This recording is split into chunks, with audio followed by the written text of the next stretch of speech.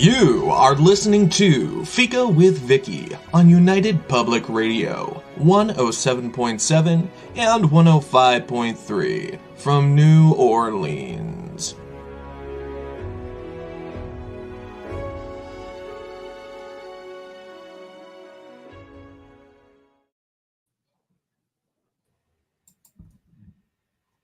Hello, everyone, and welcome to Fika. Our guest today is Landis Wade, and if you feel a lack of a holiday cheer or cheer of any kind, this author of the Christmas Courtroom Trilogy, Cozy Mysteries, will warm your heart and make you smile, laugh even, while providing a twisty, troublesome puzzle to solve. As a retired trial lawyer, there is a realism to Landis's books that will make you feel secure in his world. Well, he asks you to return to a world where you still believed in less tangible truths. We find it easy to dismiss myth as childish, so books about dragons, fairies, and even Santa Claus are often seen as children's books. As a disclaimer, I would like to note that I do not dismiss children's books, and am actually a big fan. In fact, they're all just books to me. But those who do should take a peek into the Christmas Courtroom Trilogy because it deals with some big thoughts for big people, adults if you wish, despite the size of its L's, which we'll be discussing today. The biggest mystery for me is how someone who has worked in the justice system for 35 years and has probably seen some stuff can still write such a wonderfully joyful and hopeful book. The world needs more of this. Bravo, Landis. Thank you for your story and welcome to Fika.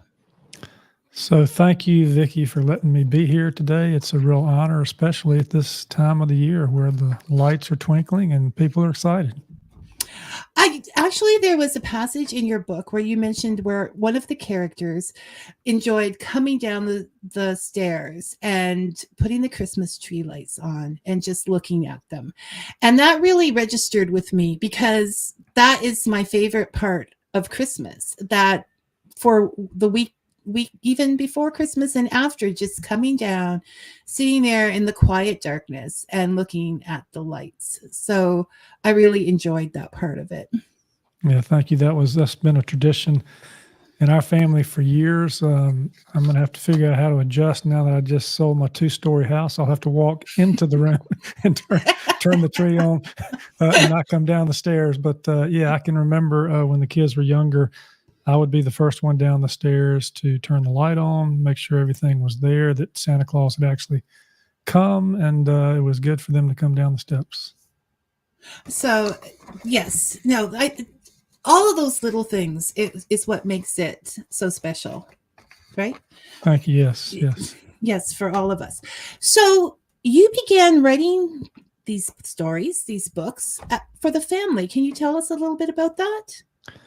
Yeah, I'm sort of an accidental writer. I was practicing law for 35 years, and around Thanksgiving every year, I was still practicing in my mid-50s. Around Thanksgiving, things start to slow down with the court system a little bit. You start scheduling not to have trials around Christmas, but push them to the next year if you can. And so around Thanksgiving, I was doing a little writing, and I would always write these little stories, but never finish them because I would go back to work. And then I was working on this idea. I said, well, I'm going to write a little mystery here. It's going to be set in a courtroom. And while I was writing it in my study, my wife, it was Christmas evening. Thanksgiving evening, we'd had Thanksgiving turkey. And one of the first movies she puts in is Miracle on 34th Street. So I'm in there working. I can hear, the big scene come up where, they're in the courtroom near the end, and no spoilers. I hope everybody's watched Miracle on 34th Street by now. I think we're allowed spoilers with that one. Yeah, I think so too. Yeah, and watch the black and white version if you get a chance. But it's that scene, where the mail department decides to deliver all their letters that were sent to Santa Claus to the courtroom, and they put them on the table there, and he proves this little lawyer does something he didn't think he could do. He proved that this man was the one and only Santa Claus. And so I thought, well, that's interesting. I wonder if I could write a mystery set on Christmas Eve entirely in the courtroom involving Santa Claus. And the what if that came to my mind was, what if a young lawyer who really didn't believe in Santa Claus because he is an adult and a lawyer after all, gets a case where he's got to represent someone who thinks he works for Santa Claus, who tells him that unless he wins this case for him, Christmas will not come for all the children in the county. And so that was sort of the what if that got me started on book one. And I wrote for like 20 days. I'd come home every night from work, and my wife would say, "Where are you going?" And I'd say, "Well, I'm going to find out what happens next." Happen next? I was just writing. I was writing this courtroom scene. I'd bring another witness in. We'd have some fun with it, and I kept going. And I finished it at about 10:30 p.m. on Christmas Eve. I printed it out, put it in a little folder for everybody, and wrapped it up, put it under the tree. And I like to joke about this. They looked at it and like, what? Yes, it's like I'd given them socks or something. Dad wrote a story. You finished the story, And of course, it's Christmas morning. You're not just going to stop everything and read it, right? So, we go on with the day. But then they read it, and then the word got out to a few of my law partners. They read it, and it was rough. I needed to do some work on it, and so I decided, well, let's let one of my law partners who'd been published, recommended an editor, and I spoke to them, and the next thing you know, I'm working on editing this, and it comes out, for the next Christmas for other people to read. And it was so much fun. I said, well, let's do it again. And I got the idea for the second book. And this is the point. These books I can see being part of a yearly tradition, or one book per year, where maybe I'm getting too many visions of sugar plums here, where the family can either read aloud or take turns reading jointly this story, because it is an adult story, but it is, there is a level on which kids will really love it as well. Yeah, it was fun. One of the fun things that happened with that first book was when it came out, my wife was teaching 5th grade, and one of her co-teachers said she would like to have the children in the class read the book up until about the last 3 or 4 chapters. And then I came in and read the last few chapters to the class. And that was a lot of fun to do. And it was a lot of fun to have them, participate in it, to look in their eyes and see, the surprise at the ending of the story. Yeah. So there was a lot of benefits to writing that story that you didn't even consider at the beginning, like experiences. There were so many benefits to writing that story for me personally, because it launched me into believing, and belief is a big theme in these books, but into believing that perhaps I could be a writer. It was something I had toyed with, as a youngster, but, I had to make a living, so I went into law instead. And but I'd kind of kept it on the back burner. But when I wrote this, and people said they liked it and they would like to see me write another one, well, that kind of gave me the juice to get back in there. And then, we'll talk more about what happened next. But it was kind of the start of something that's been a great creative outlet for me, to the point where when I was 61 and decided to retire from my law firm and leave a good paying job for a not very good paying job. A non-paying job. We always laugh about that. Yes. Yeah. Where you work for 3 cents an hour or something. It's like, I decided I really didn't want to spend my 60s representing big companies and, helping them exchange money, win or lose, and so forth. I wanted to be more creative in my 60s and maybe leave something behind beyond, just that. And it gave me a start. And it led me to podcasting, and it led me to interviewing now more than 500 authors. And as you know from interviewing, Vicky, you do a great service for the authors to have on your show. But if your experience is like mine, you get a whole lot in return from these, because you learn from these people's experiences. And I got to learn from other authors and how they did things. And as I told them, look, I'm just stealing your ideas for my next book. That happens a lot. I get told that a lot. Yeah, I'll say something and they'll say, "Oh, I'm taking that." And I'm like, "That's fine." It's permissible. I mean, because there isn't a new structure under the sun, right? So it's just a matter of And plus, you can become a good writer by being a reader and doing the same thing by learning from other writers. But asking them about their writing is also a great way to become a better writer.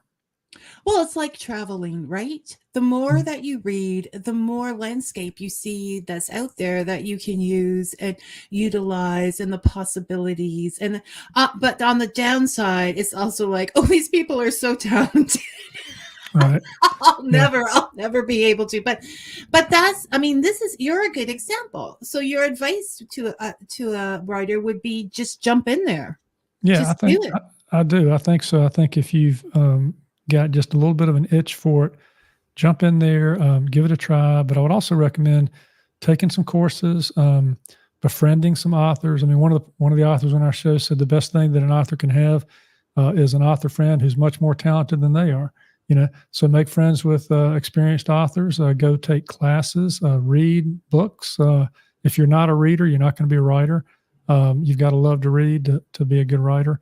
Read a lot. Read not just the craft books particularly, but read the kind of books that you think you would like to write, and then write the kind of book that you think you would like to read. Don't write something you think is going to make you successful or chase some trend, but if you enjoy something, write about it. And if you do, it'll give you more energy to finish the project than it would if you didn't have a sort of a vested interest in it.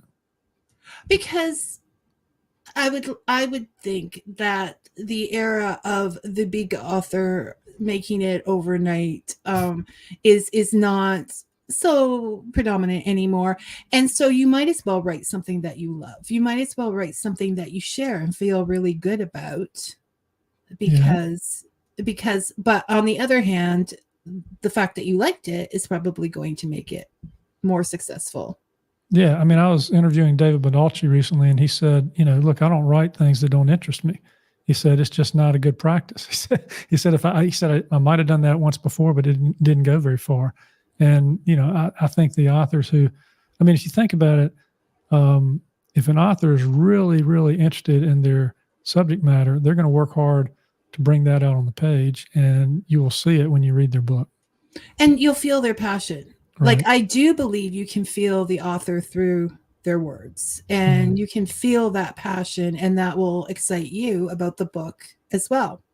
So when we're talking about experiences and passions in the book, you were a courtroom trial lawyer. The protagonist is a courtroom trial lawyer, and even the details as far as researching for the case and going into the city office or whatever are so real, but they're not like in your face real. They're matter of fact. Like, you don't really notice them, but they're definitely there. Do you think you would have chosen to write, despite watching Miracle on 34th Street, or hearing it, you would have chosen to write in that scenario if you didn't have that experience? That's a great question. Probably not, because that was my easiest entry point. I think anytime you're trying to start something new, learning the craft, I'm still learning the craft of writing, obviously, even after doing it for 8 or 9 years. But I think having some inside knowledge, some inside baseball, helps you get your words on the page and helps you tell a story. I mean, look, if someone's a physician who's in the operating room on a daily basis, they're going to bring the operating room much more alive than I could, only having been operated on in the operating room without doing a little research. And you hear this whole thing, write what you know, but that is not necessarily limited to what you know from your personal experience. It also includes what you can research, what you can learn by interviewing people, what you can learn by reading. But a nice entry point is knowing what you know because you've experienced it personally. And of course I had for 30 some years, had been a trial lawyer, and I had seen the ins and outs of the courtroom.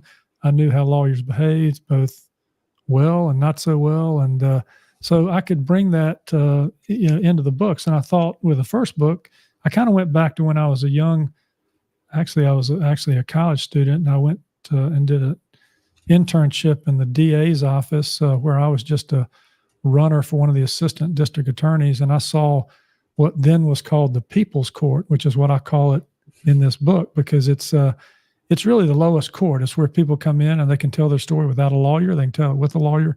And I think I, talked about how there, it was sort of a place where people get regularly convicted with their regular lies, But anyway, it's a place where people can come tell their story. And I thought, well, that's a place to start. We can put on some evidence. It doesn't have to have a lot of procedure. In the second book, I took on a different topic, condemnation. Somebody's going to take a house. And honestly, I'd done some condemnation cases, but I think it's good for any author to do a little research. So I reached out to somebody in the local community who was well known for handling condemnation cases. And we sat down for lunch and I picked his brain. And then in the third book, not only do we have a class action lawsuit, which I've been involved in before, and not only do we have a criminal case in federal court, but I decided we'd have a case before the Elf High Council because, why not? And they're tough. Okay. Yeah, exactly. Yeah. They're definitely tough. So it will definitely give you confidence for your first book to know the subject matter. But there are plenty of ways to research and find out what you need to know. Mm-hmm. Now, you mentioned the podcast, the Charlotte Readers podcast, and the books, and you have definitely thrown yourself into your second life. You're surrounded yourself completely, and I understand that because it is a whole world. It is a whole world to enter into. How do you think that has made your retirement? Are you glad you did that? Did you get overwhelmed some days? But do you think it was an overall positive experience for you to do that? So it has been an overall positive experience because I've stayed busy. And, a lot of people, when they enter this thing called retirement, they think, well, it's time to kick back and relax. But, they might have 20 or 30 years left and they spent 30 or 40 years. They're not just going to stop using their brain, stop doing things that are creative. And I think it's important for people to stay active and continue to do things and find something that they have a passion for. And, I had this passion for writing and learning to write. And actually, after I wrote these 3 books, I didn't write my next book for about 3 years because I spent 3 years interviewing authors before I wrote that novel to be sure that, I had actually learned enough to take it to the next level. And so that was, for me, that was a learning experience, but also not just to learn how to work the mixing board and the podcast mic and all that stuff, but to learn more from these authors about not only how to write a full-length novel, but how to promote it and get it out into the world.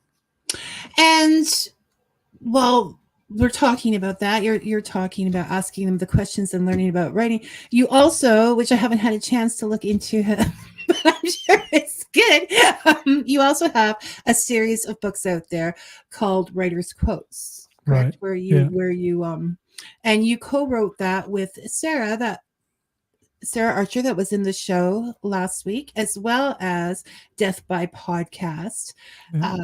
That I reviewed last week. Wonderful, funny as well, mystery, and very cliche and nostalgic. And I just loved it. I just ate it up because you do have this tendency of putting in favorite shows and favorite things like that just makes the reader perk up and say, I like that. I'm with him, I know where he's going with this. I was a fan of Only Murders in the Building, and so when I pitched that idea to Sarah, I said, "Come on, we're podcasters. What do you think if one of our upcoming authors guests got mad at us for asking the wrong question and decided to knock us off? We can come up with a little story about that." And we had fun writing it together. Yeah, and it is the perfect. I would like to say, if I may, that you are really getting this marketing thing down pat. I'm very impressed. Right down to, like, at the beginning we mentioned last week, and what I love is the Archer and Wade at the bottom, which immediately made me think of something on, a Humphrey Bogart door, right? It does have that noir feel to it, right? Yes, it does. It's wonderful. But at the end of the book, authors out here take note, because Vicky there is a chapter from one of each of your books Right. which Yes. is a wonderful plus. And just with your website and everything is very, and also doing the podcast allows you to network, get to know things. Like we were chatting a bit in the green room before and Yep. sharing ideas. And it's not a competition. It's, because it is about getting people to read.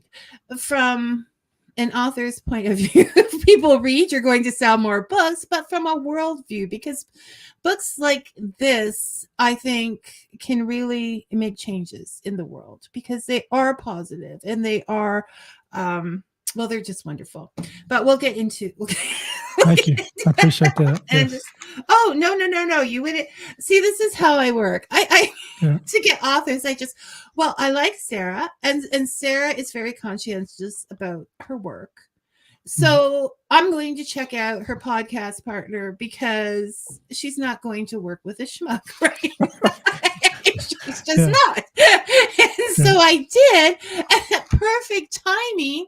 I was thinking about the holidays, and you had Christmas books, and I was like, okay, the universe is syncing up here, people. Because this is, and they're just so joyful.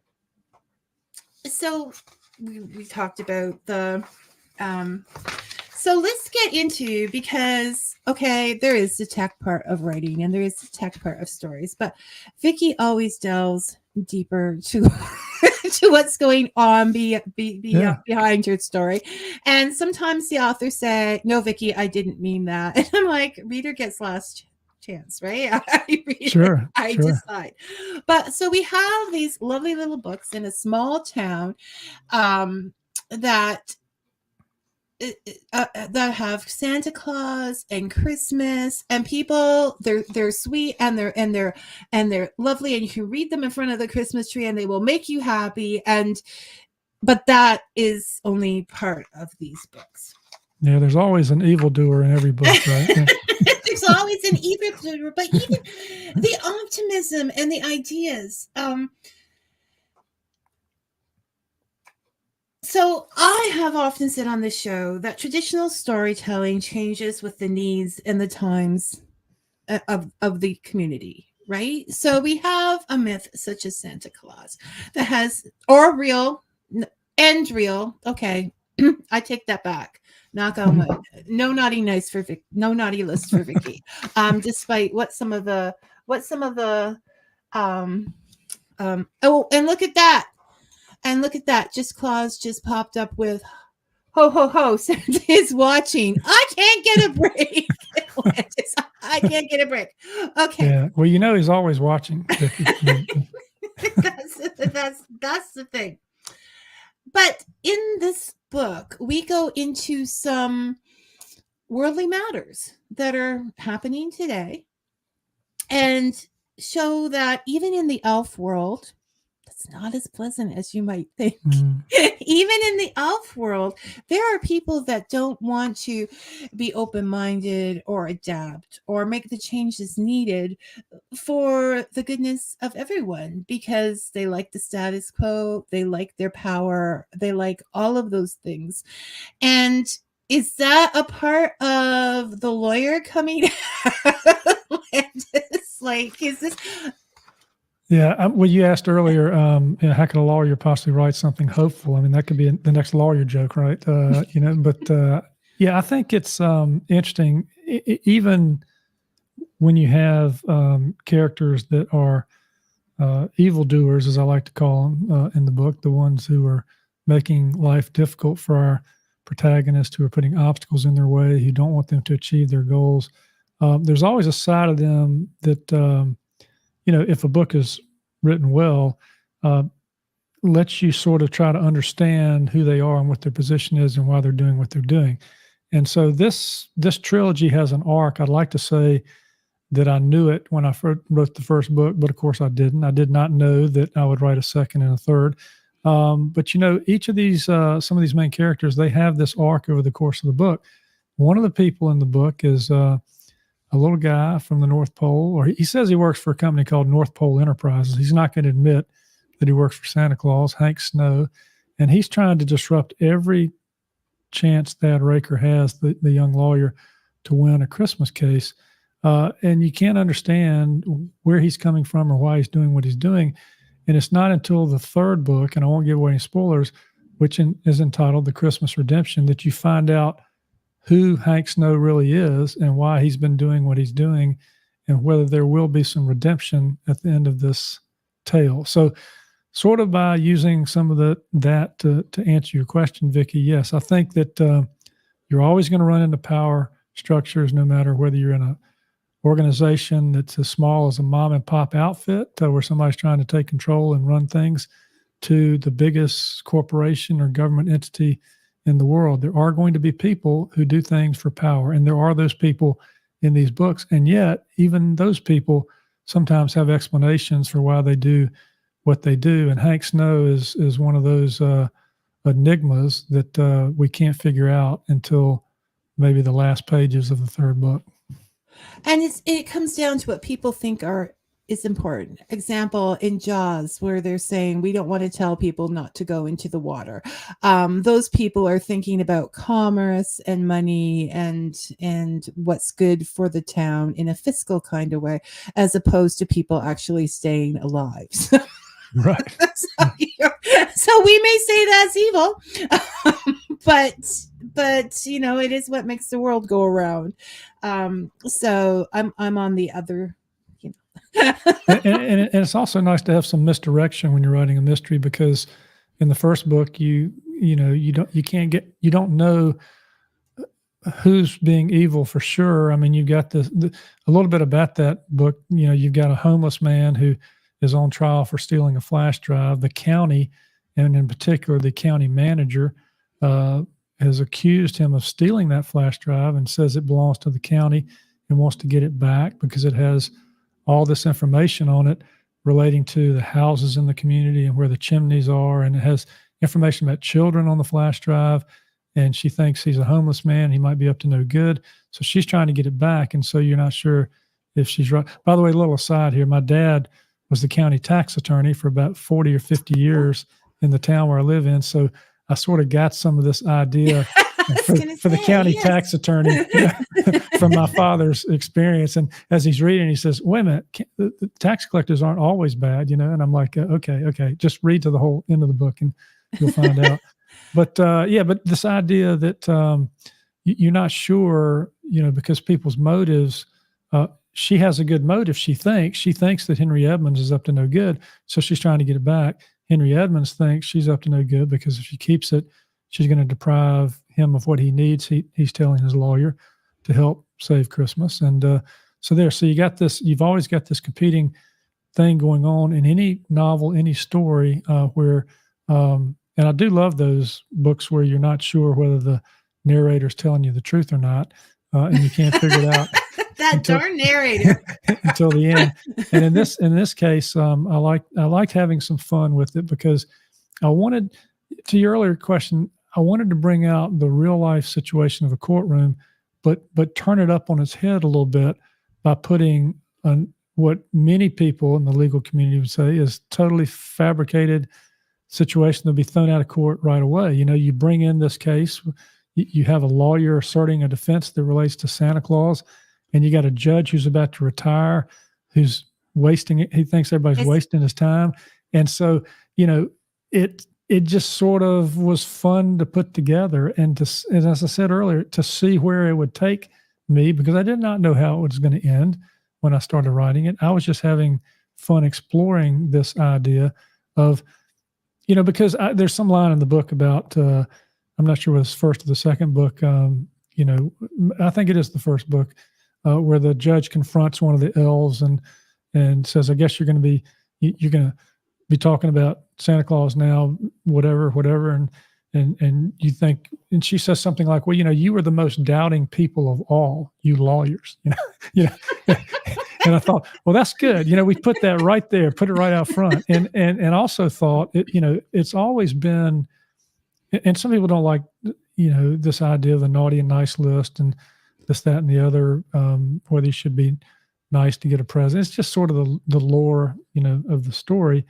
But this idea that there might be people who are adults who still believe for the right kind of reasons. And I thought, well, let's put that to the test.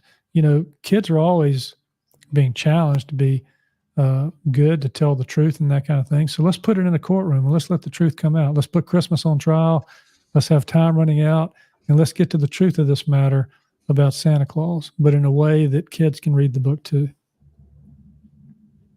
Yes. No.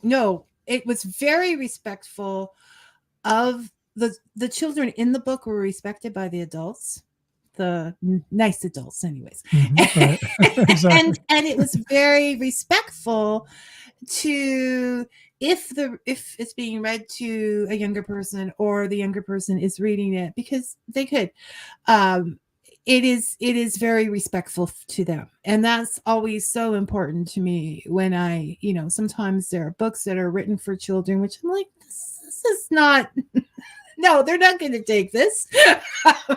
But why should they? But it was done very well. I think I mentioned that. And speaking of naughty nice lists, I have just been told that I am on the naughty list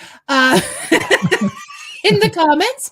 But I don't care. We already know I'm a rebel about that, because I think like it is part of the lore, but I do think sometimes it's overused by parental figures. And so I'm like, there was no naughty or nice list in our house. But and thank you for the comment about the children, because I thought it was important. I found books where there are children heroes and heroines to be very captivating. Some of the better books that have ever been written involve children as heroes. And we had an author on our show, Mark West, who writes children books, and he talks about the fact that, you shouldn't be dumbing those down, because children are much smarter than you give them credit for. And if you look back to the Nancy Drew books or the Hardy Boys books, or, you could take the Harry Potter series or any other, there was a great movie one time, Stand By Me, I think it was, where the boys, solve the mystery together, and they're only 12 years old. This idea that kids, so I thought it'd be great. Let's have Thad Raker in book 2. Thad Raker has lost his wife. He's got his young daughter. She's now 11 years old.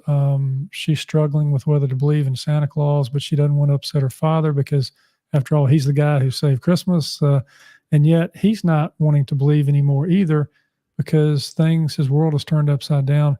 And she becomes an advocate for him, to help him realize that maybe he put the blinders back on too soon. And she goes alongside him. And then, of course, in book 3, she's grown up, she's an adult, and she takes up a bigger role in helping her father do the work of saving Christmas.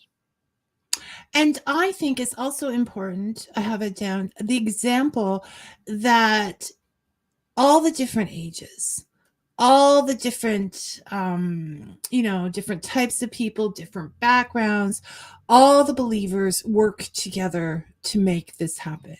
So it's not just a kid's book. It's not just an adult's book. This story can appeal to everyone, everywhere. And that optimism of people working together without those labels, like you talk about. Okay, so the lawyer is going to be cynical. I'm kind of big on that label. Obviously, from my beginning comments. This world, Santa's world, is going to be perfect with all candy canes and sugar plums and all of these things are just not real. That is not who the people really are. And sometimes people will take the damage for what they love and what they care about. In this case, can you help me, because I'm sitting here and I knew all the time I was reading it was bothering me. Hank Snow. Okay, was that a country singer back in the 40s? Do you know? Because I swear there were Hank Williams was, but not Hank Williams Snow. Okay, there was a snow. I got to Google that. But I had fun with the names. There's Hank Snow in the third book. There's Tarina Winter. We have Snowflake, who's an elf. We have Snowflake the elf. So yeah, it was fun to just pick names that kind of brought out the seasonal weather a little bit. Sparkle and yes. How much seasonal weather do you get there in South Carolina? We're here in Charlotte, which is on the border. We're in North Carolina, but just on the border. Oh, okay. That's what. Yeah. It's 4 seasons, but they're clumping together a little more than they used to. Yeah. So it's cold now. It's cold, not cold by your standards, I guess, but we're, it's between 30 and 55 or something during the day. We're very moderate. We saw some snow this year so far, knock on wood. I mean, last year we had blizzards. So you never know where we are, what's going to happen. So I was just wondering, we went to a conference once in North Carolina and I love it. It's beautiful. It's beautiful. Yeah, it's a great place to live. Yes. No, in the mountains, and it's just lovely. Okay, so back from my little geographic tour there. That's right. I just like to know. I mean, you don't always get a feel for weather in different places, right? And it makes it is nice because we have the mountains, we have the Piedmont, and we have the coast. And if you live in the center of the state, you can get to either one of those, the water or the mountains, in about 3 or 4 hours. So it's a pretty nice location. It sounds, perfect. So when we talk about the passions and the believing, like Thad, the protagonist, right? He is just such a down to earth, regular kind of guy. Like I said, he reminds me of, It's a Wonderful Life. He's doing all these fantastic things, but he doesn't realize it. So he's humble. And so when these believers in the book, why do people stop believing? Because, if you don't stop, you get picked on. If that passion, and even as you get older, if you believe in the goodness of the world, or you try to make happiness, or anything in that category, you're sort of considered naive, gullible, maybe not caring about what's really going on. And so these are some of the reasons people stop believing and stop, in life, in hope. And as you said earlier, that hope in the story, that hope for like a second life, a second chance to be a writer, to be all of those things is so important. Do you ever get like you wrote a book about Santa Claus? I'm just curious because you're like this trial lawyer and you're professional and you're doing all this stuff. So when I came out with my novel, Deadly Declarations, they looked at me and they said, "This is not another Christmas book, is it?" She said, "Are you still?" I said, "Are you still writing Christmas books?" I said, "No, I've branched out now. We're into a colonial period mystery now." But you're right. I mean, there was a scene in the second book where young Liz Raker is 11 and she's trying to hang on to the belief in Santa Claus, but there's a bully on the playground who's telling everybody, it's not true. And I liken him to a televangelist trying to steal their souls for a hopeful outcome that particular Christmas. And so she's going through that. She's struggling with that, but that's just part of it. It's like the blinders come off when you become an adult and you see the world in a totally different way. We'd love to see the world through the eyes of our children, probably more often. And I think perhaps the more we can do that, probably more peace we will be. And there's something in my books called a true believer. And a true believer is someone who once believed in Santa Claus, but lost their belief for whatever reason. It could have been trauma, could have been the playground, could have been which can be trauma. Yeah, it could be. Yeah, exactly. Any of that. But then something happens when they're an adult and they begin to believe again and they become what's called a true believer. And of course, we're talking about Santa Claus, but there are other things you can perhaps draw from this that apply to everyday life, because one of the things that the characters hang on to is this phrase, always believe. And, they keep reminding Thad of the importance of that. And in fact, his client in the second book, when he's down on his luck, is telling him, look, Dad. This is as much about, figuring out what you're going to do with your life as anything else. He says, people fall into two camps, they either believe or they don't believe. And let me tell you what, you're the only one that can control your beliefs. And, believe in something good, believe in something hopeful, believe in something greater than yourself. You don't have to see it, feel it, touch it, but it's great to be able to believe in something and let that, guide your spirit. And find people around you that you can believe in, and believe in yourself too. Yes. Yeah, I think that's one of the most important things, is that when they started believing in themselves, their beliefs grew to involve. Believing is so important in so many ways to hope and to moving forward in your life. I think if you didn't believe you could write, we wouldn't be talking today, Landis, and I'm finding this very pleasant. Yeah. Okay. Except perhaps conspiracy theories, unless you're going to use it to write your next book. Yes. No. Just don't believe too hard. And that's right. The world is round, by the way. Yes. Yeah. See, that's the lawyer finding loopholes. So what I would like to say is choose carefully what you believe in, Landis, but definitely find things that are worthy of that. Now, you just mentioned, and I want to talk about that, that your novel Deadly Declarations is a colonial mystery. But author Brian Greiner has another question. Landis, are there any book genres that you are on your list of things to try? Example, science fiction, urban fantasy. Is there any That's a great question. Time is one of those factors when you're a writer. How many projects can you take on at one time? I don't think I love watching science fiction. I love some fantasy, but I don't think I wouldn't be a great writer for that.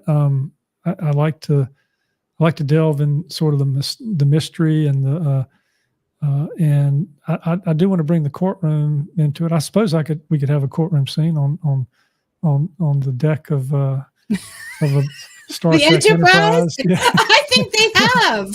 I think they have too. Yeah, that might be well. But I'm always open to ideas, because this idea of co-writing that I did with Sir Archer on the Death by Podcasting, that was an experiment. That was something that got me really energized, was to try something new. So I won't rule it out by any means, but I am going to be working on the next book in this series that I started, Deadly Declarations, which is the three retirees in a retirement community who end up solving mysteries. And it's kind of, I wish I could say I had the idea, but I'll put a shout out for the Thursday Murder Club for anybody that hasn't read those books. They're great books set in England, pensioners who solve mysteries.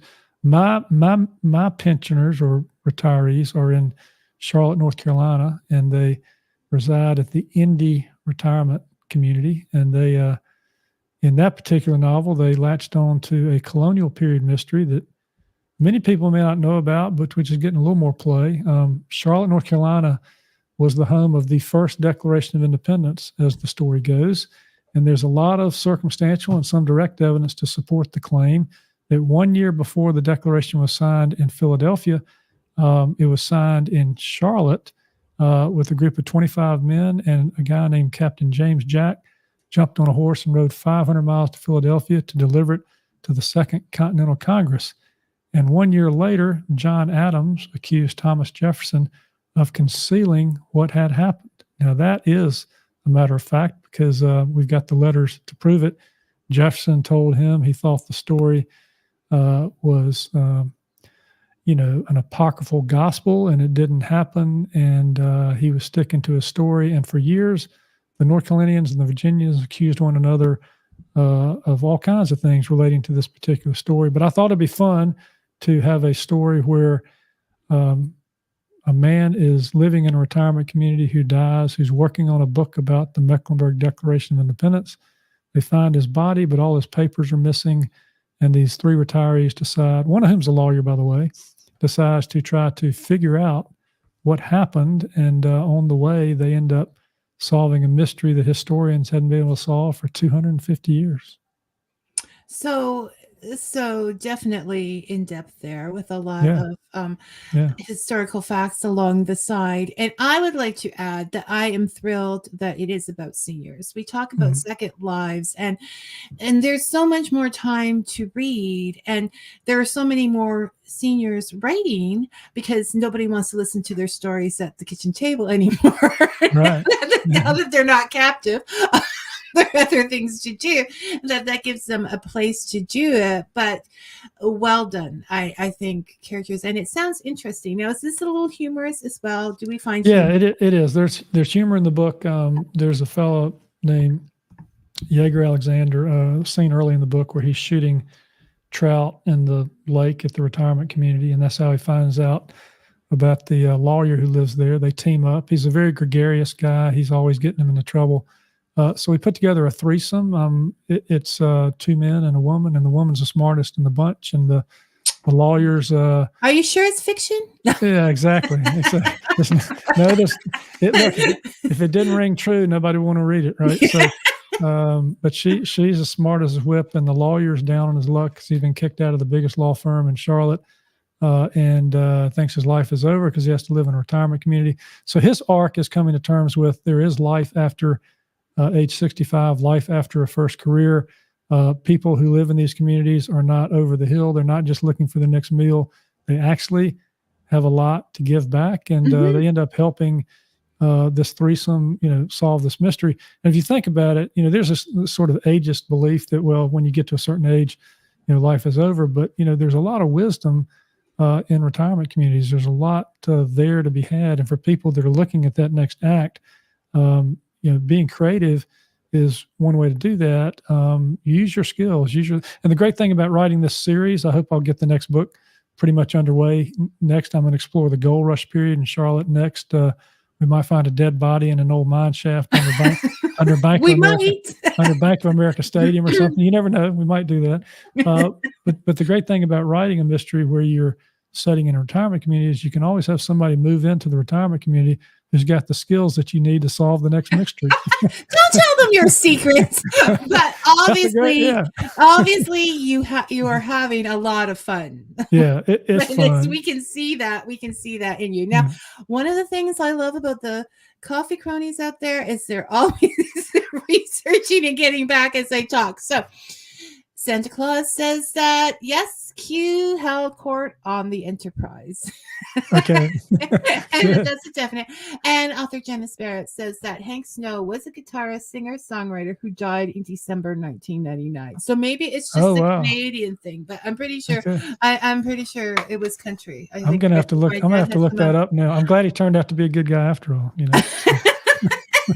He was. Well, backgrounds and that. We can't get too much into the story of the book because I didn't read the last chapter yet because I'm like, okay, it's going into bigness here, and I don't want to slip. Okay, I don't want to ruin it for everyone. You won. I jump around a lot here. You won some awards for Deadly Declarations, right? I did. Yes, thank you. It did well. It's won 10 awards and first place in a couple of book awards and others, and people have liked it, and so I'm really gratified because it was a 3-year deal. As I was writing it, I was interviewing authors, and it wasn't until I came across a nonfiction author who had written the nonfiction book about the Mecklenburg Declaration of Independence that I thought, well, this is what this book's got to be about, at least on the surface level.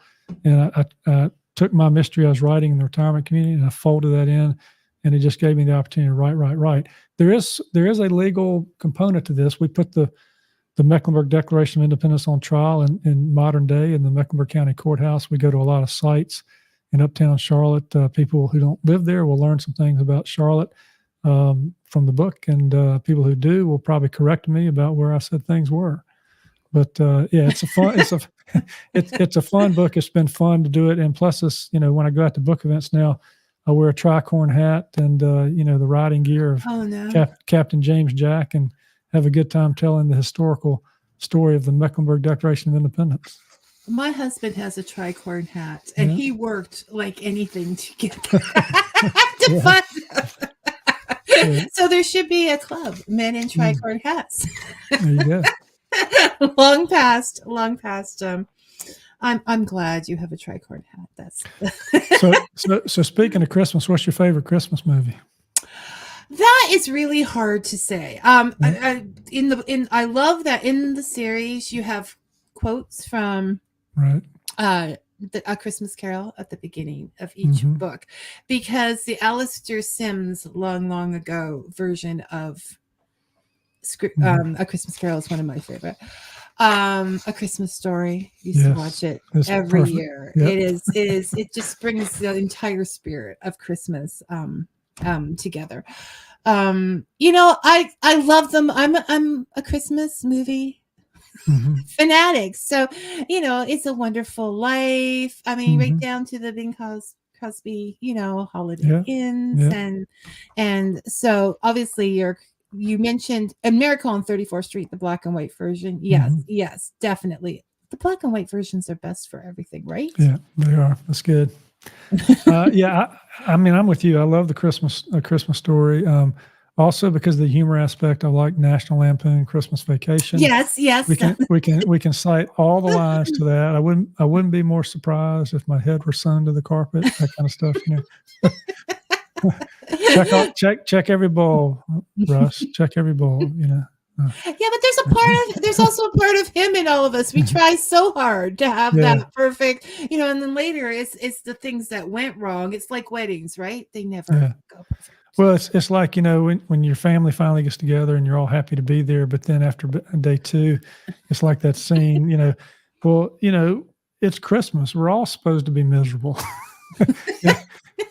And that's just because we haven't seen each other and everybody's in the same space. But I think one of the great things about Christmas for me is just having being around family. Getting people back together, the excitement of the season. Just the joy of being able to give presents and surprise. And probably some of the favorite things over time is just seeing Christmas through the eyes of your children. They are the magic. It's kind of like taking them to the fair or to Disney World or something. It's not, if you go by yourself, okay, you might have fun or with your partner, but take a kid and see it through their eyes. And that's what I was kind of trying to do with these books, is see it through the eyes of children and have the adults' blinders fall off and let them see it as well.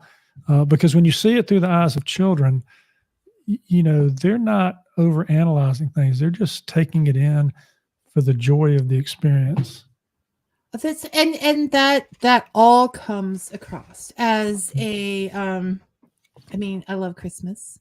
I was a kid that parents tried to tell that there was no Santa just because she was punching kids in the crowd. He said there wasn't, so they felt they had no choice but to give me that story. And all the time they were telling me that, my head was going like this, but inside it was like that, because it is. And that's the best time with the kids is those years and seeing it through their eyes. And you showed all of that. I mean, you brought out the best movies, you quoted things I liked. I mean, I'm a fan. What can I say? These are sit beside your Christmas tree. Everything is busy. You've just had enough. Pick up these books. I think it's like $9 for all 3, right? And right now, if you buy the books separately, you can get the first book, the ebook, The Christmas Heist, for free. You can download it on any online platform for free. And if you get the other books, they're only like $3.99 or something each. So you can get the whole series for like that. So it's not much. And also, I'll tell you, this week until like through the 25th of December, you can get the novel Deadly Declarations for 99 cents. It's Amazon's running a special. If you've got if you've got a Kindle, you can download that for 99 cents in the next 3 days. So check that out. Yeah. So while we're marketing, yeah, exactly. I was going to do that because people need to know where to get these books. where are our best options looking for these? So obviously Amazon. Well, so the Christmas trilogy is available on all the online platforms: Kobo, Amazon, Apple Books. You got Kobo. Brian will be so happy. Okay. Barnes and Nobles, and all those. And I think the Deadly Death by Podcasting is also available the same way, and they're also available online and in wherever you get your books. The Deadly Declarations is only available online in Kindle at the moment. It'll probably be out next year and more online platforms, but you can get the print books anywhere as well. So they're all available online. Just search for my name or the names of the books and you'll find them. As I said, Brian is happy. I'm glad to see your books are on Kobo because that is his chosen and doesn't get mentioned often. So everybody go get a copy of Deadly Decorations. Decorations. Now I'm thinking Christmas. I've said it's all right. It's all good. The Christmas books are there. The Christmas Heist, the Legally Binding Christmas, and the Christmas Redemption. Or you can look up the trilogy, or you can look up my name and find them. Well, I'm just thinking that they have to read the books because we need to have you back to talk about them. That'd be great. Yeah. And if you like audiobooks too, I'll tell you this. This is a little secret. If you got, I think Spotify is going to take over the world in terms of audio stuff. But anyway, that's an aside. But if you've got the Spotify Premium app, you can get all these audiobooks for free for all the books. So you can just listen to them. There you go. You go. That's another way to listen. And the narrator, he's really good. He's an actor out of LA. He had a bit part, I think, in Glee at one time as an anchorman, and he's really funny and he does the voices really well. So he does a very evil Zachary Kane, he's the chair of the Elf High Council in book 3. Zachary Kane. Zachary Kane, yeah. We mumble as we say his name. Yeah, exactly. Yeah. Hiss, boo. Yes. Boo, Zachary. Yeah. But yeah, you can get those audiobooks there, and the audiobooks aren't long, 2, 3, 4 hours to listen to. So if you got a trip over the holidays and you got Spotify, check them out. Yeah. Okay. Thank you. And thank you for writing the Christmas Courtroom Trilogy, because it is a fun Christmas read. It is everything that a Christmas read should be, with modern technology involved. We did work modern technology. I'll tell you one. I tackled this thing of climate change in book 3, and the only 1-star review I got for these books was somebody who said that that if Al Gore were going to read a Christmas book to his grandchildren, he would read this book to them. And, he gave me a 1-star review because I guess he didn't like the idea of climate change. So to me, that should be on the back cover. Yeah, it should be. I think that might sell more books, right? Yeah. and that would totally annoy the person who gave the review. But for me, that's a plus. Not that we ever get political here on Fika. Right, okay. Right, yeah. Exactly. It happens. You can't read any book without. You got to have a sense of humor when it comes to people. Not every book's for everybody, but that made my day when I read it, because I thought it's making my day right now. So that's a good one. So thank you for coming to Fika. Thank you for these wonderful books, and I hope you have a very good Christmas.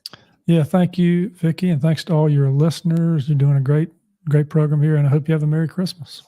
Thank you, and thank you. Just thank you.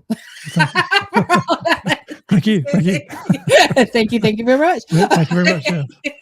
Okay, you take care, and we'll talk to you later. Okay, bye. Oh. Okay, I'm going to close up the comments, so I'm not going to see anything else that comes on. So just to let you know. Okay. All right. So that was fun. And the rest of you, I will see you all next year. Until then, have a happy holidays, however you decide to celebrate or not celebrate. And may your coffee be hot and your story sweet. Thanks for listening, everyone.